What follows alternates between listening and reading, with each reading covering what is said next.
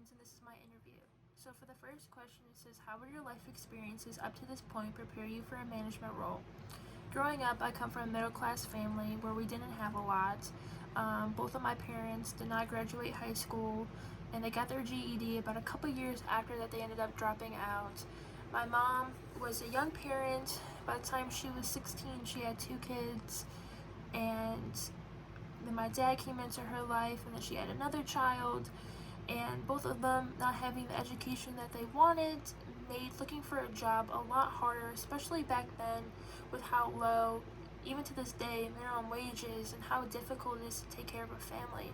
So with my older siblings and even my younger siblings, it was extremely difficult for them to work a minimum wage job, especially with how much it was back then, especially with how little they made. Even to this day, they did not make much, and taking care of a family of 5 was extremely difficult.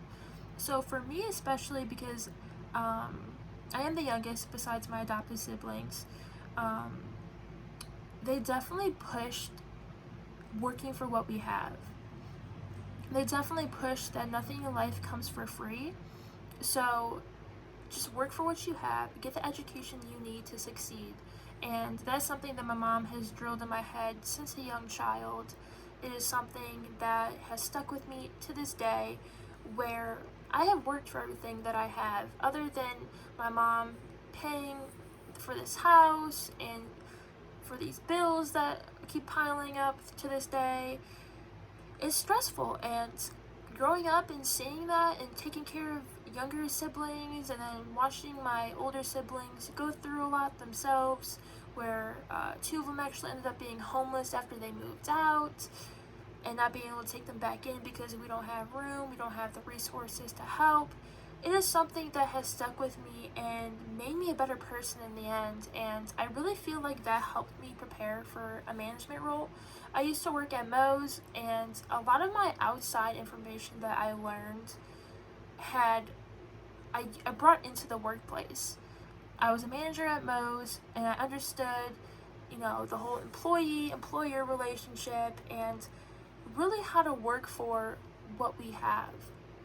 It's not something that got handed to me. I had to work extremely hard for it, and with everything that went on growing up, it just made me learn from it. It disciplined me. It made me a better me. And starting at 15 years old, I ended up working my way through Ted's Hot Dogs, and then eventually at 16, finding another job. It is something that stuck with me to this day, something that I work for everything that I have. I buy my own food, my own clothes, I help pay as much bills as I can right now. I am working 2 full-time jobs while doing school full-time, and it's stressful, especially during this pandemic right now, because there's a lot going on, and it really just made me a better leader at the end of the day, because I know how difficult it is to come from the bottom and work your way up to the top.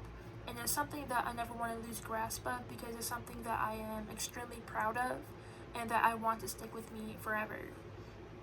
And it says, aside from academics, what other activities helped you prepare for this job? Growing up, like I said, we didn't have much, so we used to go to food banks around Christmas and Thanksgiving time where we'd help give back, because I myself have had family members, like I said, who were homeless, and honestly, just giving back to people and giving your time and taking a step away from reality and being a better person and doing something that helps others really brings the humanity out in you, because you don't realize how much that you have until it's all gone. And some people learn the hard way, some people grow up with it and work their way up out of it. And I used to work at Salvation Army through high school. I used to do a lot of internships and for extra credit. So one of the ways I did was through Salvation Army, which was a great organization to work for. I completely love them. I donate as much as I possibly can to them. And just like watching the people who visit there and watching the families who struggle and go there to find any bit that they can, it really makes you a better person. At the end of the day, it makes you come to grasp with outside from the world. It makes you come to grasp with yourself. Because sometimes you lose grasp of yourself with everything that's going on in the world and society, and you forget who you really are. You forget where you come from. You forget where you started off at before you became successful and before all this fame and fortune came. You forget who you were. And it's a great way, all these activities are a great way to help build you up as a person, build you up as a leader, because it gives you the motivation and the drive to help others, and gives you exactly what you need in order to succeed and be a better person and do better. And you're the type of person that people will want to look up at and be like themselves. It says, for number 3, how do you feel about working overtime and on holidays? Personally, if you're doing a career that you love and that you say you love, and you went through all of college, even did well in high school to get the grades to go into college, knowing exactly what you want to do, it should not be a problem. It's something that you sign up for. It's something that you should know ahead of time. Every job's different with the requirements and the work schedules and things like that. It's very important to take advantage of those aspects as well. Yes, it can be hard because you're taking time away from your family, but this is a time where you take balance in your life, and you take balance with your career and your personal life and your family, and really try to balance it and find what fits you best. If you're applying for a job and you know that this job requires you working overtime some days, requires you working some holidays, you have to be okay with it. You have to take those risks. Even if you're not okay with it, still take the chance, because there is always alternatives. Like, you could always you always plan a holiday the day before it or the day after, or another alternative date, or even overtime, which could be really beneficial because you don't have to bring the work home to your family when you're supposed to be having family time. You can do it all at work, do it all at a work setting where you know you can get it done in a timely manner, and then go home, spend time with your family, spend time with your friends, spend time by yourself to re-energize yourself and continue to strive to be better. So I personally would not mind working holidays and overtime, because right now at my current employer, I already do it, and it is something that can be hard sometimes, but at the end of the day, you have to realize that as a management role, you have to do what's best for business, and also do what's best for yourself. You have to find that balance in between, and that can be hard to understand and figure out sometimes, especially if you're new to the whole entire workforce, with either the management roles or any other type of job that you're applying for. Is something that you have to take an understanding with. But definitely, I enjoy it. I take advantage of it. I pick up as many hours as I possibly can. Think of it as more money in your pocket at the end of the day, more money to do things, more money to spend on yourself and your family and do other activities outside of work.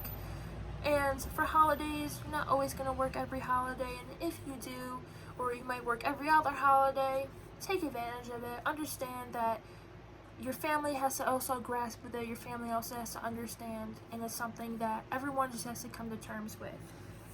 And number 4, if there's a conflict between 2 employees, what would your first step in resolving this issue?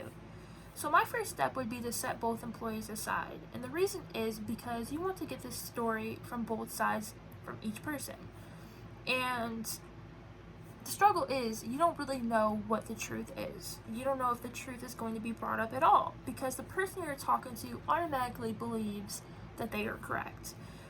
But as an employer, you want to sit down with both of them, understand their point of view, understand their side, listen to both sides. Make sure that you are not picking a side. Make sure that someone does not feel like you are taking so-and-so's side, or you're going against them, or you're picking favorites. That is not something you want, because that will cause more issues in the workplace. So if there's an issue between 2 employees, I would definitely sit them aside, talk to them both, and then bring them together and come to a conclusion. And the conclusion would be that at the end of the day, this is a workplace. This is where we come to be professionals. This is where we come to bring our thoughts together. Obviously, there's going to be advantages and disadvantages of it. Not everybody is going to agree with everybody. Everyone is entitled to their own opinion, and they have the right to say it. You might not have to agree with it, and you could be respectful about it. Be like, I don't agree with what you were saying, but I respect the fact that you feel that way. I respect the fact that you think that way. And at the end of the day, you just want to be civil with one another. Never have a conflict at workplace. It makes working together and the whole management struggle more than it should with enough stress that is going on already. So definitely just be civil with each other. Try to come together. Give as many good ideas as you possibly can to one another. And just be the best you can be for this management. Because this is your workplace. This is what you do for a living. You shouldn't have to come here and stress and always have someone negative napping in your ear all the time. So it's definitely something that you should resolve as quickly as possible in a timely manner. Don't let it get too far. As soon as something bad happens or an incident occurs, automatically report it to an employer so they can take advantage of it and they can clear the situation as fast and efficient as they can. So for number 5, it says a customer comes into the store to return an item they purchased because parts of it are missing and they are upset. How would you handle this customer? So I'm a firm believer in that the customer is always right. Now some employees don't always believe that, which could be understanding in some situations depending on what it is. But the way you handle it is extremely important.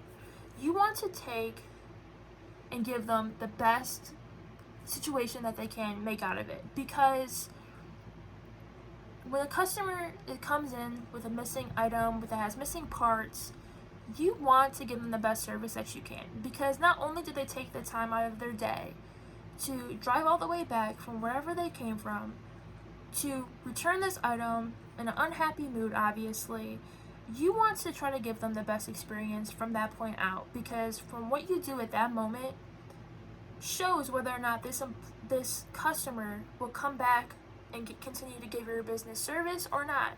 So my first thing would be is to apologize to them immediately, because they took the time out of their day. It was our responsibility to give them the product that they deserve and the product that they paid for, and they didn't end up getting.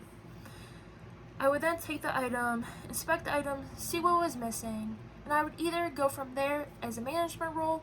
I would either give them a refund for the item and give it to them free, or give them some sort of discount with the item, or give them a coupon for a future purchase. And I'll also give them the alternative of if they want us to put together the item that they needed and then have it delivered for free, or if they would just like it a brand new package where it was checked by one of the employees to make sure all the parts were in there, and then be given to them with our assurance that everything is fine. It is definitely something that you want to handle quickly and professional as possible, because at the end of the day, they are the ones that are giving us the business. They are the ones who run this whole business. They are the ones that give us what we need in order to run as a company. They are the ones that we depend on. Without shoppers and buyers, our business would be nothing.